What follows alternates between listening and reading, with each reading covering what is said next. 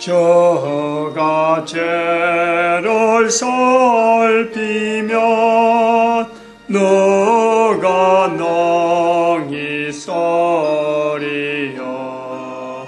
오직 저만 모든 죄 용서하여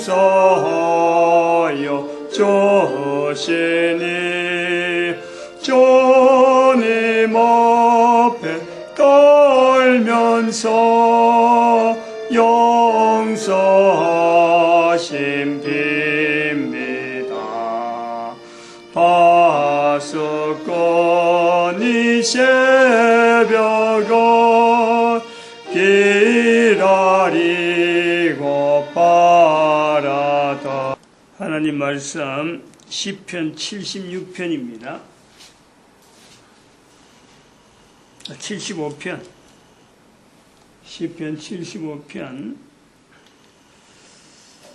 1절에서 끝절까지 말씀 교독합니다. 1절 말씀 제가 먼저 받들어 봉독드립니다. 하나님이여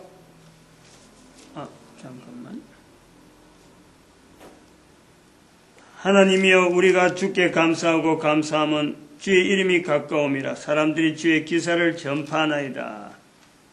주의 말씀이 내가 정한 구약을 정의로 판단하리니. 인류사 세계사 백문백답이라는 책, 일본의 교육자 협의회에서 발간한 책인데, 이 세계사 백문백답이란 이 말 자체가 지금 인류사 이해로 가는 지금 첫 시간에 이렇게 뜸을 많이 들이는 이유, 세계사 백문백답이라는 제목, 이거하고도 우리가 연결해 가지고 서로 대항이 된다 이거죠. 세계사 백문백답, 다시 말하면은 하나의 세계사를, 하나의 어떤 사건을 보는 것이 어떤 세계사라 해서 뭐 세계적인 일어난 일을 하나의 세계사라 해서 보겠다. 하나의 세계사라도 100사람이면은 100사람이 말하는 내용이 다 틀리고 100사람이 해석한 내용이 다 틀리는 거예요.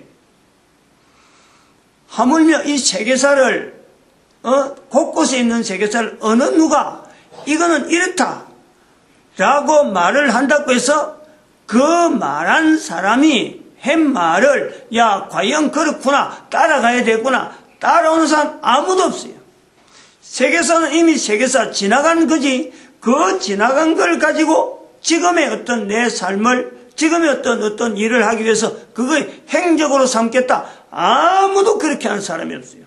왜냐하면 옛날보다 지금이 더 과학이 발달했고, 옛날에는 몰랐을 때는 그렇게 했고, 지금은 더 나은 기술을 가지고 하는 일이기 때문에 과거에 있었던 역사를 가지고 지금은 아무도 그것을 길아마 듣지도 않고 아무도 그냥 단순하게 문화라든지 유적지다 이런 정도만 안단 말이에요. 그러면 지금 여기서 말하는 인류사 이해하면서 들어가는 이 내용은 그게 아닌 거란 말이에요. 지금 계속해서 지금 한 20몇 번째 하고 있는데, 인류사 이해 1번에 질문 하나에 지금 20몇 번째 하고 있는데, 왜 이 질문에서, 첫 번째 질문에서 이렇게 오랜 어떤 내용을 가지고 계속해서 논박도 하고 또 보강도 하고 하느냐. 인류사는 지나간 역사를 통해서 역사 자체를 이야기로 해버리면 그건 지금 아무 필요도 없는 거야. 그러나 그것을 이야기로 놔주지 않고 지금에 필요한 하나의 사건으로, 과거에 있었던 사건이지만 지금에 내 있는 내 삶하고 현재적으로 일어날 수 있는 사건으로 그걸 땡겨오는 거예요. 왜 땡겨오느냐? 다음의 후손들도 과거에 있던 역사와 지금에 있던 나와 통해서 역시 다음의 후손들이 살아가야 될 또 하나의 환경이기 때문에 역사라는 것을 묻혀버리면 아무 소용도 없는데 내 현재적인 사건으로 땡겨오면서 다음 후손을 겨냥한다. 다시 말하면 다음에 후손이라는 것은 과거에 있는 역사를 통해서 지금에서 미래를 내다보는 예측하는 사건으로 역사적인 사건을 보겠다 하는 것이 이 자세란 거예요. 이런 자세를 있기 때문에 세계사 백문백답이라 하는 그 질문 자체도 얼마나 책임없는 자세로 내놓을 것이며, 그리고 한 문답에서 잘못된 내용이 분명히 있다. 그 잘못된 내용을 한번 엮어보겠다. 지적해서 바르게 올바른 어떤 역사관이라든지 안 그러면 어떤 내용을 이야기하겠다 할 때는 바로 이런 과거에 했던 사건과 지금과 미래 자체를 연결해서 하나의 통으로 한 줄기로 하나의 흐름에 모든 역사를 하나로 모으는 시도를 지향을 하고 있다는 거예요. 두 가지 요소를 지금 이야기하는 거예요. 하나는 과거 역사라는 것은 역사로서 묻히지 않고 미래를 예측할 수 있는 하나의 점, 하나의 사건, 현재를 겨냥해서 과거, 현재, 미래 이렇게 해서 선으로서 연결해서 미래를 지향한다라는 것이고, 또 하나는 역사라는 것은 과거의 역사와 더불어서 이 전체 모든 역사를 하나로 단일하게 일획적으로 어떤 연결해서 모든 사람이 객관적으로 우리의 역사는 앞으로 어느 방향으로 나가겠구나 하는 객관적인 상황으로 만들어서 흩어져 있는 역사를 하나로 만들면서 이걸 예측이 가능한 사건으로 우리가 보는 그런 시각의 어떤 훈련으로 지금 제가 나름대로 이렇게 시도를 하고 있다. 두 가지 요소를 이야기하는 거예요. 그러므로 지난 시간에 그래하는 데에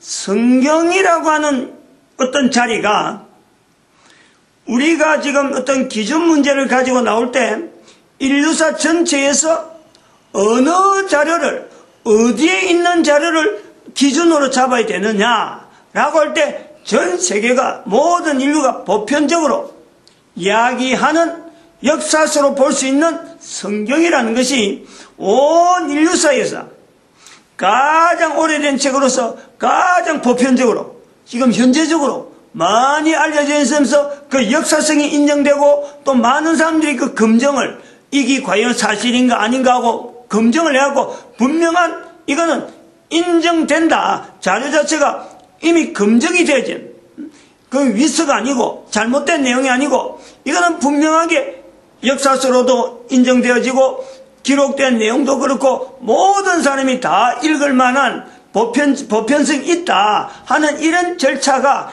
이미 인류사 속에서 검증이 됐다는 거예요. 그래서 지금 성경이 온 나라에 참 세계 곳곳에 성경이 퍼져 있는 이런 역사적인 자료가 있으니까 이 성경 자체를 기준으로 해가지고 오늘의 지금 현재 있는 사건, 과거에 했던 사건들을 하나의 통으로 연결하는데 하나의 인류사 전체를 하나로 만드는데 이 성경이 가지고 있는 그 어떤 위치에서 전부 다 직결을 시켜서 성경을 통해서 역사를 보는 하나의 기준으로 삼자. 지난 시간에 그 이야기를 말씀을 드린 거예요.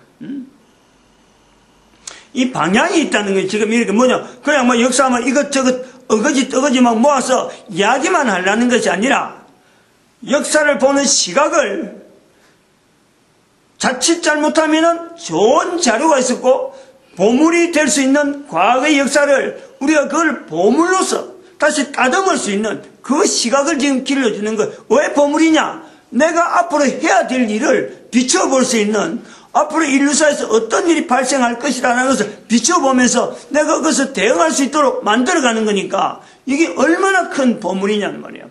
그걸 우리 개인이 가능하다.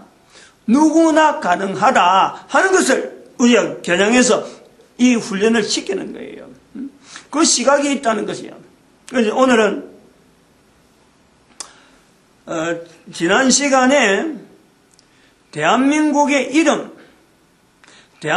이름이 코리아다 하는 그 부분을 잠깐 고마 예와 비슷하게 이래 한번 쓱 지나가면서 했는데 제가 그 이야기를 그때는 생각을 할 때는 그걸 하려고 준비를 안 하고 그냥 머리만 있던 내용을 갖고 이야기했는데 해놓고 보니까 제가 자료를 다시 한번 이래 정리를 들어보니까 이거 좀 그냥 흘러갈 내용보다도 좀 분명히 짚어놔야 될 내용이 있다.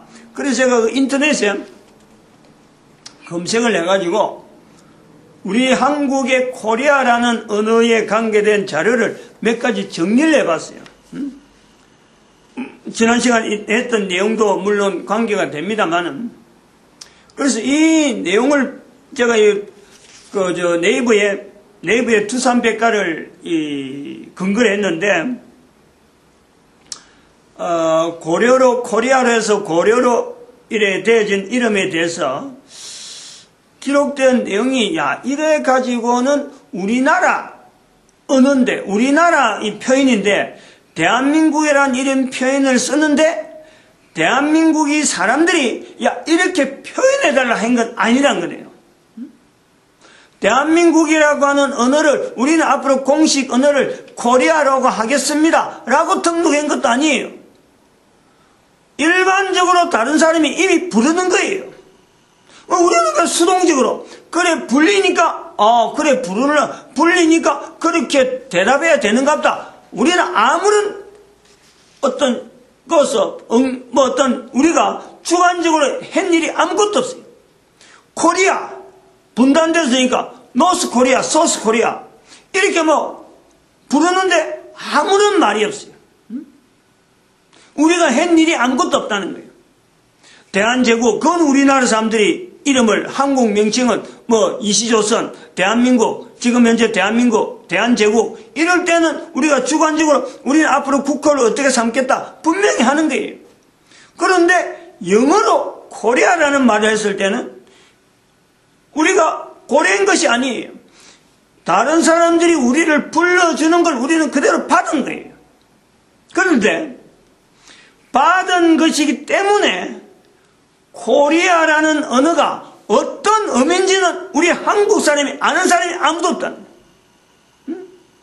코리아라는 말이 어떤 의미가 있었기 때문에 우리에게 이런 내용이 적혀 있다. 이건 아무도 몰라요. 어디든지 그 내용은 없어요. 두산백과라도 인터넷을 다 뒤지도 그 말은 없어요. 지난 시간에 잠깐 제가 그걸 이야기를 잠깐 해놨는데 그런 유사한 내용이 있는가 하고 찾아봐도 아무데도 없단 말이에요. 그 의미에 대해서. 그러므로 지금 이게 우리 국민들에게 역사가 무시하다, 역사가 무지락하는 어떤 반증이 되는 거예요. 자기 나라 이름을 쓰면서도 이 이름의 뜻, 왜 이 이름이 쓰인다, 이런 내용을 아무도 모르는 거예요. 단지 프랑스 발음이 꼴레라는 코리아라는 발음이 비슷하고 러시아 발음이 비슷해서 외국 사람들이 발음이 비슷해서 영어로 고려로 한 것, 이런 식으로 말이야 잡다한 이야기. 발음이 비슷하게 불러서 우리로 하여금 고려에서 비슷하게 불려서 코리아라 이렇게 말하는 이 정도밖에 표현밖에 아니에요. 불려진 것이 변해돼서 이렇게 변하고 저리 돼서 이렇게 쓰일 것이다, 쓰이는 값다, 이런 거예요. 그거는 그런 표기에 대한 내용이지 이 코리아라는 뜻이 어떤 뜻이다 이걸 말한 데가 아무도 없단 말이에요. 지난 시간에 그 이야기는 좀 했는데 그런 것을 표기해놓은 데 아무데도 없고, 그러고 더 깊은 내용이 우리가 인식해야 될 내용이 있는데 우리 이름 속에 있는 이 엄청난 어떤 우리 민족의 역사하고 더불어서 한국이라는 말을 쓰는 거하고 코리아라는 말을 쓰는 거하고 오늘날 이 코리아를 통해서 온 세계 인류가 이렇게 힘을 내는 이런 어떤 내용에서는 도대체 이 코리아란 말이 어떤 뜻이 있기에 이렇다라고 말할 수 있는 한국 사람이 한 명도 없다. 그걸 지금 이 시간에 밝혀놨겠다는 거예요. 바로 역사에서 우리가 찾아보려고 하는 성경에 나오는 내용을 근거하는 이런 내용과 역사의 흔적 속에서 우리가 잘못 알고 있는 내용의 하나의 요소도 하나의 되기도 하고, 전체적으로 우리가 가지고 있는 어떤 언어를, 역사적인 사건을 하나의 통으로 만들어서 어떤 예측이 가능한 그 사건으로 전체 역사를 하나로 모으려고 하는, 하나의 어떤 그 줄기 속에다 모으려고 하는 그 내용도 있고, 그 사례로, 그런 예로 코리아라는 이름 자체가 우리가 쓰고 있지만 우리가 만드는 내용이 아니고 다른 사람이 쓰는 것을 우리는 그냥 그대로 덥석 아무런 뭐 저항도 하지 않고 아무런 뭔가 일절 뭐 감히하는 것도 없고 부르면 부른 대로 쓰는 것이 우리나라 그 국호라는 거예요. 이게 있을 수가 있어요. 어느 나라 사람들이 자기 나라 국호를 쓰는데, 표기를 하는데 자기 나라가 그 국민들이 하나도 어떤 뭐 그 귀한 것이 없는데 국호를 쓰는 나라가 어디 있어요? 그런데 그런 것이 대한민국이에요. 그만큼 우리는 역사의식이에요. 우리는 문의하는 거예요. 얼마나 무지한지. 우선 열을 좀 내고 시간이 좀 가는데, 앞부분에 이 두산백과에 있는 내용이 이래요. 제가 이 내용만 우선 좀 읽어 드릴 테니까, 코리아라 하는 이 부분에 구라파 여러 나라에서 이렇게 표현하고 있어요. 구라파 여러 나라에서 한국을 일컫는 이름, 프랑스어로는 꼬레, C-O-R-E, 독일어로는 코리아, K-O-R-E-A, 그리고 에스파냐, 이게 스페인이에요, 스페인. 스페인에서는 코리아, 이라고 C-O-R-E-A 라고 한다, 이렇게 되어 있어요. 코리아라는 명칭은 고려의 영업 표기인 KORUO에서 전화한 것으로 그 확실한 유래는 밝혀지지 않고 있으며, 다만 고려의 중국음인 까오리가 우리 유럽에 전해져 취염된 것이 아닌가 짐작될 뿐이다. 이런 거예요, 내용이. 이와 유사한 호칭이 서양의 문헌에 처음 나타난 것은 13세기 중엽으로 당시 교황 이노켄티우스야 프랑스 루이 9세의 친서를 휴대하고 몽골에 다녀갔던 프랑스인 사람이 동방여행기에서 나타난다. 이제 지금 연대를 좀 표시할 테니까 이걸 좀 적어놓을 필요가 있어요. 지난 시간에 이 이야기를 좀 했는데 여기다 연대를 쭉 적어놓을 테니까. 그러니까 지금 이 두산백과에 있는 내용은 고려라고 하는 지금 코리아라는 이 내용이죠. 이 내용이 13세기라고 합니다. 13세기. 그 근거가 뭐냐니까, 당시 교황 이노켄티우스가 있어요. 이노켄티우스 4세. 이 사람이 이노켄티우스, 이노를 합시다. 이노켄티우스 3세. 4세인데, 이 사람이 재위기간을 제가 찾아보니까, 언제냐 그러면은, 1243년에서 1254년. 어때요? 그러니까 요걸 이제 이노 13세기라고 하는 거예요. 프랑스의 루이 9세의 친서를 휴대하고 몽골을 다녀갔던 프랑스 사람이 요 동방여행기에다 적는 거예요. 동방에 다녀왔다. 그리고 요걸 잘 알아야 돼요. 옛날에 우리나라도 이런 그 동방여행기가 있는데, 우리 동방견문록이 있는데, 마르코 폴로의 동방견문록에서 우리나라 사람들이 이런 게 까울리라고 표시되어 있다, 이래 되어 있는데요. 역사를 공부하면서 동방견문록이나 13세기, 14세기, 15세기, 어떤 19세기 되기 이전까지 누가 어디 동방에 다녀왔다, 어디 여행기라 하는 건요, 당시의 여행기는 전부 다가 뭐냐면 침략을 하기 위한 전초전이에요. 다시 말하면 이런 나라에 가보니까 이런 게 있다.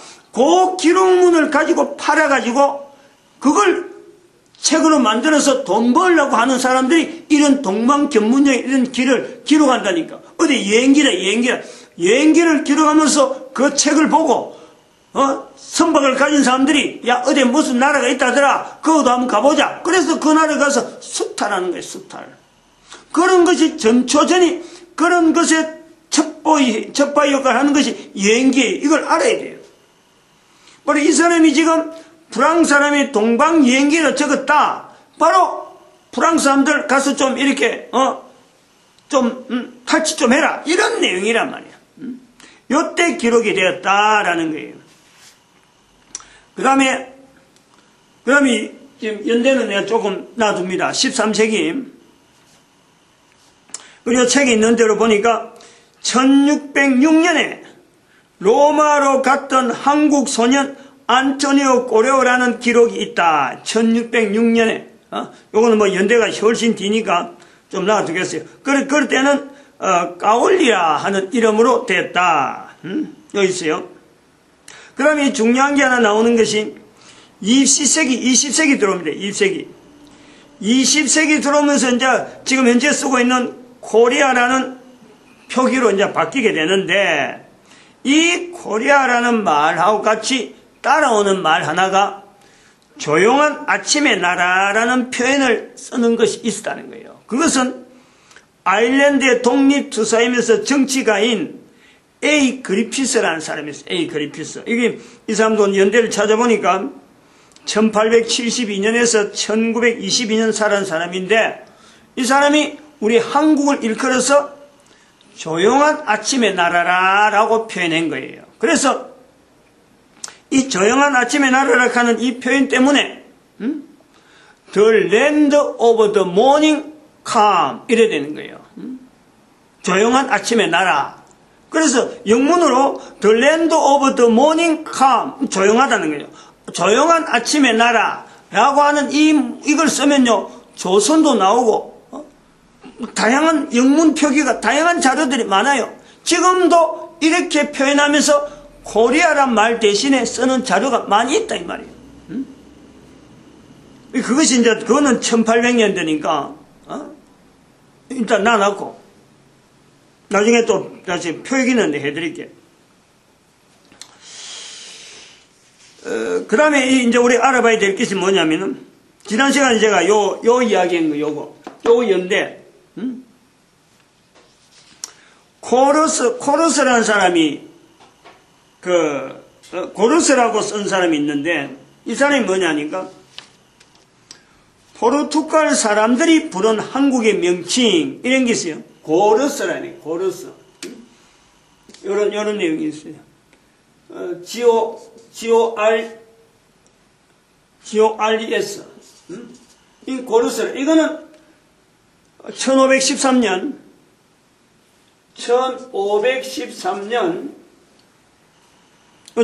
지난 시간에 이야기한 내용이 바로 이 내용이에요. 포르투갈의 임마누엘 왕이 로마 교황 레오 10세인데, 이 사람의 연대를 내가 하면 언제 재임을 했나 보니까 1513년, 그리고 1521년 재임기간이, 포르투갈 왕이 교황한테 보낸 서한에, 아까는 이게 달라요. 여기 잘 이야기해야 돼요. 13세기 때는, 잘 들어야 돼요. 13세기 때는 까울리라는 이름으로 프랑스 사람이 했는데, 내용이 차이가 있어요. 같은 교황이 나오잖아요. 13세기 때는 프랑스 왕이 그 로마 교황과 프랑스 왕의 친서, 교황과 왕의 친서를 휴대하고 간 사람의 여행기에 한국에 대한 표시를 까올리라고 표시를 해놓은 것이, 프랑스어로 표현해놓은 것이 바로 이것이 그 처음 13세기란 말이에요. 그때는 이게 까올리예요, 까올리. 이렇게 영어로 CAULY 이런 거예요. 까올리로 되어 있단 말이에요. 프랑스 언어에 들은 사람이, 당시에 어느 사람이 고려에 대해서 중국의 발음, 중국의 고려란 말을 프랑스 사람이 듣고 이걸 까울리라고 표현했다. 요때는. 근데 요때는 교황도 나오고 왕도 나오지만은 그 왕들하고 교황끼리 이야기되는 속에 나온 게 아니고 차이가 있어요. 갔다 온 사람이 사신으로 갔다 온 사람이 자기의 여행기에다가 기록해놓은 거예요. 굉장히 사적이라는 거예요. 자기 마음에, 자기가 들은 발음에 프랑스 말로 적어놨다. 이 말이에요. 그게 까울리라는 거예요. 이 차이가 어마어마한 차이가 있어요. 그 다음에 1513년, 저는 지난 시간에 요걸 갖고 이제 인용을 한 이유인데, 레오 10세 교황이 있는데, 포르투갈의 왕이 자기의, 요 내용이 그래요. 포르투갈의 왕이 레오 10세에게 보낸 서한에, 이건 왕이 직접 보내는 거예요. 교황한테. 그럼 이건 굉장히 엄밀하게 연구를 많이 해보고 뭔가 검증을 많이 한 표현이란 이거예요. 보낸 서한에 말레이시아 항구도시에 있는 말라카에서 말라카. 그래서 이것이 포르투갈 영토라는 거예요. 포르투갈 영토에 있는 리키아라는 이 장소가 있는가 봐요. 리키아는 말라카. 지금 말라카 궁이라고 하는 그런 말레이시아 그 궁이 있거든요. 그게 포르투갈 영인데 거기에서 고르스 사람을 만났다라고 하니 고르스 사람. 요 고르스. 이 사람을 만났다는 표현을 서한에 남겼다는 거 아니에요. 또 여기가 있단 말이에요, 지금. 그러면 이때 우리가 볼 때 잘 생각해 봐야 돼요. 고르스 사람을 만났다라고 할 때 여기 1513년이거든. 그러면은 고려가 언제가 고려가 되냐면은,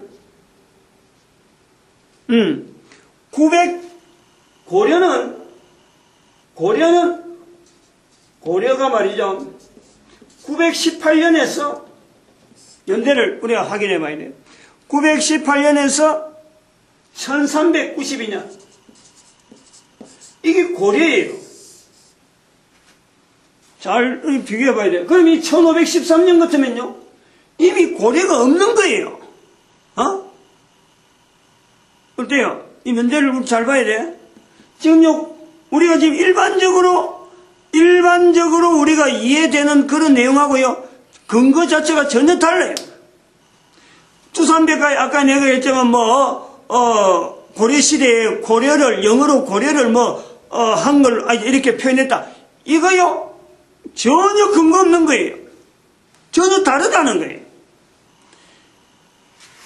1513년에 포르투갈에서 왕이 교황한테 보낸 공식 편지입니다. 공식 편지. 이거는 여행기하고 전혀 달라요. 근거가 분명하고 이거는 뭔가 확실하지 않으면 절대 그렇게 할 수 없는 거예요. 뭔가 이야기를 듣고 자문을 듣고 학자들로해서 분명히 듣고 그 다음에 이름을 쓴단 말이에요. 그 하나하나 자료, 여러 사건들의 어떤 내용을 정황을 보고 듣고 편지를 쓰는 거예요. 그때의 표현이 고레스라는 고레스. 자기들 표현은 고르스라고 표현, 기록은 이렇게 되어 있는데, 이거 자세히 봐요. 고레스예요, 고레스. 영어로 표현하면은, 여기 R이거든, R. 고레스예요. 고레스 사람을 만났다라는 거예요.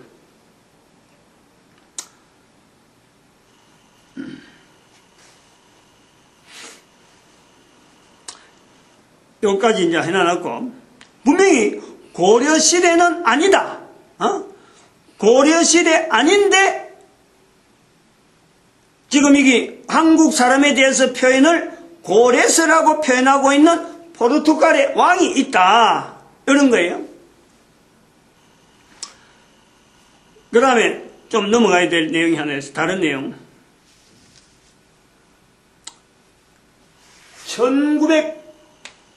1929년이에요. 1929년은 우리 대한민국이 일본한테 합병돼가지고 일본 강점기예요. 일본 강점기인데 그때의 인도의 시성이라 하는 인도의 시성 타골이 있어. 타골이 일본을 3번째 방문했어요. 우리는 한반도가 지금 일본 강점기인데 당시에 동아일보 기자인지 동아일보 측에서 그랬는지 모르지만은 일본의 방문지에 있는 타고르를 한국에 초청했어요. 한국에 좀 와서 강연 좀 해라. 그런데 이 타고르가 그걸 거부합니다. 강점기에 있는 한국에는 들어오지 못하고 들어오기를 거부하고 뭐 정치적으로 어떤 뭐 사유가 있을지 모르지만은 동아일보 기자한테 편지를 줍니다. 시를. 그게 소위 말하면 동아일보에 1929년 언제 때 1924년 24년도 되어 있는데 제가 29년에 켰잖아요. 이게 뭔가 잘못됐는 것 같은데 내가 이 기록을 잘못했는지 29년 4월 2일인지 안 그러면 그쪽에 그 필체가 잘못된 둘 중에 하나가 분명히 잘못됐어요. 내가 잘못 짚었던지 여기 분명하지 않네. 여기서는 1924년 4월 2일인데 요 4월 2일 날 신문에 내기를 여기는 1924년으로 되어 있어요. 앞에는 29년을 기하고 24년이니까 내가 잘못 보고 했지. 내가 지금 요거는 글로서 이래 옮겨 쓰는 중에 둘 다 지금 옮겨 쓰다가 이래 됐는데 아마 오류가 좀 있었던 것 같아요. 어떤 내용을 갖고 편지 글이 있느냐면은 주요한 시가 번역했습니다. 주요한 시가 인도의 시성 타골인데 주요한 시가 이 인도의 시성 타골은 영어로 하는 거예요. 영어로 했었어요. 근데 이거를 받아가지고 한글로 번역한 사람이 주요한 시란 말이에요. 어떻게 번역했느냐? 또 영어는 어떠냐 그러면 이래요. 일찍이 황금 시기에 빛나던 동촉의 하나인 조선, 그 촛불이라는 등촉의 하나인 조선, 그 등불 다시 한번 켜지는 날에 너는 동방의 밝은 빛이 되리라. 동방의 밝은 빛이. 아까는 조용한 아침의 나라.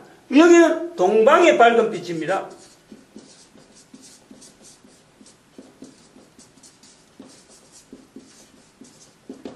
동방의 밝은 빛. 그 다음에 영어는, 이거 이제 영어를 좀 해석하면 조금 내용이 달라요. 이렇게 되어 있습니다. 제가 천천히 읽어보니까. In the golden age of Asia, Korea was one of its lamp bearers. 등대란 말이에요. 등잔이라는 거예요. Its lamp bearers. And the lamp is waiting to be lighted on once again for the illumination in the east. 이런 거예요. 앞에 있는 내용은 비슷한데 두 번째 부분이 조금 애매한 것이 이 등이 기다려지고 있다. 이게요. And the lamp is waiting to be lighted. once again. 다시 한번 켜지기를 기다리고 있는 그 등을 이야기하는 거예요. 그리고 왜 켜져야 되느냐? 포해갖고 왜 켜져야 되느냐? 하면은 이유를 설명하는데 The illumination in the east. 동방의 밝은 빛이기 때문에 동방을 비춰야 되는 빛이기 때문에 기다리고 있다. 이런 거예요. 그러니까 언젠가는 켜질 것이다 하는 그것은 확신이 분명히 있단 말이에요. 이것을 우리는 지금 온 국민들이 이걸 받아서 이 내용이 동아일보에 기재가 됐으니까 우리 민족이 빛을 발할 것이다 하는 내용에 우리가 거기서 굉장히 고무가 된 거예요. 희망을 가졌다는 거예요. 정말하면은 1945년의 빛 광복을 왜 광복이라 하느냐? 바로 이것에 근거가 하지 않았을까 하는 것을 추측을 해볼 수 있단 말이에요. 흩어진 역사인데 우리 한국에 대해서 말하는 이런 표현들 조용한 아침의 나라. 왜 조용한 아침의 나라라 했냐? 왜 아침이라 했느냐? 저기 아일랜드에 있는 그 독립운동가가 왜 한국을 두고 아침의 나라라 했느냐? 즉, 아침이라 하면은 전부 동쪽을 보는데, 동쪽의 끝이 있는 이 한국, 아무런 세계사에 관계 안 되고 조용하게 있기 때문에 그 아침, 모든 사람이 동경하는 아침이 있는 거예요. 우리에게는 모든 나라가 동쪽을 향해서 바라보는 소망이 있단 말이에요. 그 소망을 우리는 품고 우리의 조상들이 이 땅에 살았다는 거예요. 모든 사람들의 소망을 품고 우리가 살아왔다. 그것이 지난 시간에 이야기했던 이 성경에 있는 고레스라카는 그 표현이 지금 여기에 나온다는 거예요. 여기에 포르투갈에 있는 왕이 교황한테 편지를 보낼 때 고레스란 말을 쓰는 이유가 즉 성경에 있는 고레스, 태양이란 뜻을 가진 그 이름을 가진 사람이 자기 나라에 왔다. 이것을 포르투갈의 왕은 엄청난 사건으로 보고 이걸 교황한테 알렸다는 거 아니에요. 성경에 있는 사실이 현실적으로 나타났다. 이런 의미로 받지 않았겠느냐. 대한민국의 코리아란 말이 다른 사람에게 알려지는 이 과정에는 우리는 코리아란 말 뜻을 아무도 몰라요. 그러나 이 코리아란 말 속에는 외국 사람들이 아까도 에스파니아어를 쓴다는 이런 말이 나중엔 뭐 코리아로 바뀌었다고 고레스가 코리아로 바뀌었다 이런 어떤 변화는 있겠죠. 변화가 있었을 거예요. 그런데 그것을 처음 시작할 때에 이런 표현에 대해서 성경에 있는 태양과 관계되고 조용한 아침의 나라 관계되고 언젠가 하면 다시 빛을 발할 때가 있는 그 기다림이 있는 다시 빛을 발해야 되는 어떤 분명한 위치에 있는 나라에 대한 소망으로 우리를 바라보는 뜻이 코리아란 말 속에 있다는 거예요. 성경하고 멀리 있는 게 아니고 성경 속에 우리가 있다는 거예요. 이런 의미를 생각하면서 성경에 있는 단어를 가지고 우리를 그래 불렀다는 거예요. 이걸 알아야 돼, 이걸. 이런 내용으로 성경에 있는 내용을 가지고 각 나라 각 곳에 있는 흩어져 있는 어떤 여러 가지 어떤 자료들을 지금 현재 하나씩 취합하면은 일정한 인류사의 방향이 나온다. 왜 우리가 지금 이때에 전 세계 인류 가운데 6.25 사변 난 지 60년 정도밖에 안 되는 가장 비참한 나라에서 가장 어떤 힘 있는 나라로 OECD 국가 20개국 중에 하나가 들어갈 정도로 힘을 발휘하는 이런 나라는 왜 그렇느냐? 인류가 우리에게 소망을 줬다는, 반드시 일어날 나라는 일어날 나라, 그런 아침의 나라에 대한 그런 어떤 아침, 빛, 회복에 대한 이 소망이요 인류 가운데 있었으니까 그것 때문에 우리가 지금 일어나고 있는 거예요. 분명한 뜻이 있다는 거예요. 분명한 어떤 미래가 있는 그런 어떤 흔적이라. 마치겠습니다. 기도드립니다. 할렐루야. 함께 하시고